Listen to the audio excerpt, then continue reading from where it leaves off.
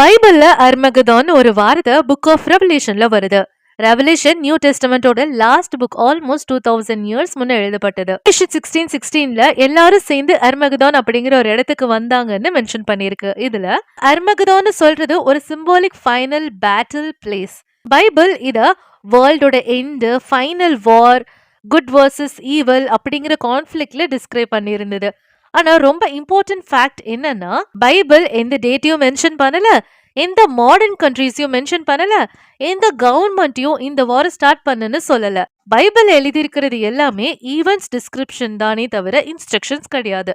Revelation 19 and 20 சாப்டர்ஸ்ல Jesus return ஆகுறது, அந்த heavenly army வருது, அப்புறம் ஈவல் ஃபோர்ஸஸ் வந்து அழிக்கப்படுறது, அப்புறம் ஒரு 1000 வருஷம் ரூல் நடக்கும்னு எழுதியிருக்கு. இதெல்லாம் எண்ட் டைம் ப்ராஃபஸில அப்படின்னு சொல்லிட்டு பைபிள் பிலீவர்ஸ் எடுத்துக்கிறாங்க. இப்போதான் ப்ராப்ளம் என்ன அப்படின்னா, இந்த வேர்சஸை சில குரூப்ஸ் லிட்ரலா இன்டர்பிரேட் பண்ணியிருக்காங்க.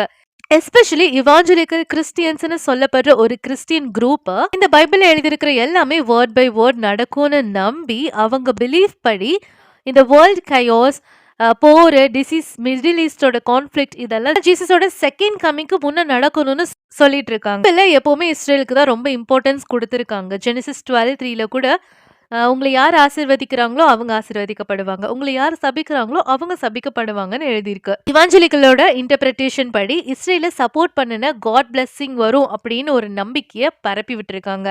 இஸ்ரேலுக்கு அகெயின்ஸ்டா போனா கடவுளோட பனிஷ்மெண்ட் கிடைக்கும்னு எழுதியிருக்காங்க. இது ஜக்கரியா சாப்டர்ஸ்ல எல்லாம் ஜெருசலேமோட ஃபைனல் கான்ஃபிளிக்ட் சென்டர்னு சொல்லப்பட்டிருக்கு. ரெவலேஷன் சாப்டர்ஸ்ல இஸ்ரேல் ட்ரைப்ஸை மென்ஷன் பண்ணியிருக்காங்க. இந்த வேர்சஸ் எல்லாம் பேஸ் பண்ணி இவாஞ்சலிக்கல்ஸ் இஸ்ரேலோட அன்கண்டிஷனல் சப்போர்ட் பண்றாங்க. இது ஒரு மதத்தோட பிலீஃப் தானே. ஆனா இதுக்குள்ள பாலிட்டிக்கலை கொண்டு வந்தா எப்படி ரிஃப்ளெக்ட் ஆகுது பார்த்தா, ராப்சர் அப்படிங்கிற ஒரு கான்செப்ட் ரொம்ப ஃபேமஸ் இல்ல. இந்த ராப்சர் அப்படிங்கிற வேர்டை பத்தி பிலீவர்ஸ் என்ன சொல்றாங்க அப்படின்னா, அதாவது வானத்துக்கு எடுத்துக்கொள்ளப்படுவாங்கன்னு எழுதியிருக்கு. ஓகே, இவாஞ்சலிக்கல் என்ன டீச் பண்றாங்க அப்படின்னா, உண்மையான நம்பிக்கை வச்சிருக்கிறவங்க எர்த்ல இருந்து எடுத்துக்கொள்ளப்படுவாங்க அப்படின்னும், இந்த எர்த்ல ஒரு பெரிய உபத்திரவ காலம் வரணும், ஆர் மற்றும் சஃபரிங்ஸ் எல்லாம் நடக்கும் அப்படின்னும் எழுதியிருக்கு. அதையும் நம்புறாங்க. ஓகே, இது ஒரு இன்டர்பிரேஷன் தானே, டைரக்ட் கமாண்ட் இல்ல. ஆனா இந்த இன்டர்பிரேஷன் ரொம்ப பவர்ஃபுல்லா ப்ரீச் பண்ணப்படுது. இப்போதான் ரியல் வேர்ல்டோட ஃபேக்ட்ஸுக்கு வந்தா, அமெரிக்கால இவாஞ்சலிக்கல் கிறிஸ்டியன்ஸ் அந்த ஓட்டர்ஸே வந்துட்டு ஆல்மோஸ்ட் 20 to 30% இருக்காங்க. இந்த ஓட்டிங் பிளாக் ரொம்ப பவர்ஃபுல்.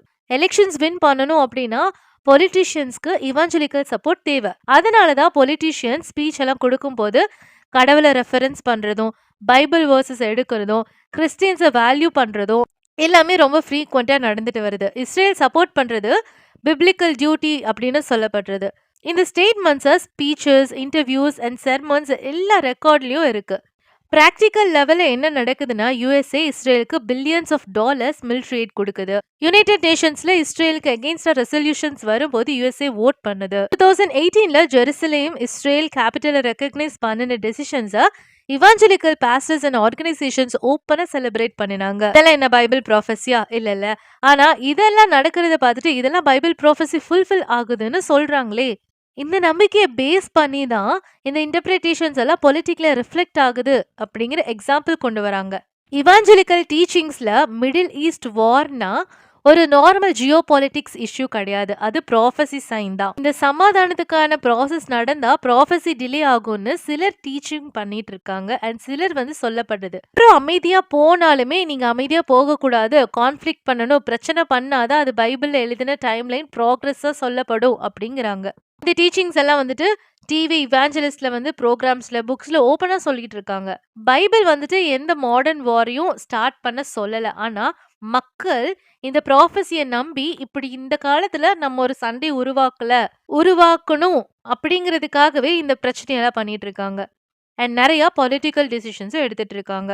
ஸோ ஓவராலாக நடக்கிற பேட்டர்ன் என்னன்னா, பைபிள் ஏன்ஷியன்ட் டைம்ஸ் ப்ராஃபஸி இருக்கு, அதை சில குரூப்ஸ் லிட்டரலாக எடுத்துட்டு அந்த குரூப் எலெக்ஷன்ஸ்ல இன்ஃப்ளூயன்ஸ் பண்றாங்க, பொலிட்டிஷியன் அவங்க பிலீஃப்க்கு அலைன் பண்ணிக்கிறாங்க. அந்த alignment foreign policy and war related decisions reflect ஆகுது. பைபிள் எழுதுனது ஒன்னு, இன்டர்பிரேஷன் இன்னொன்னு, பாலிடிக்ஸ் இன்னொன்னு. ஆனா அவுட்கம் போர்ல தான் முடியுது, கான்ஃபிளிக்ட்ல தான் முடியுது, சஃபரிங்ஸ்ல தான் முடியுது.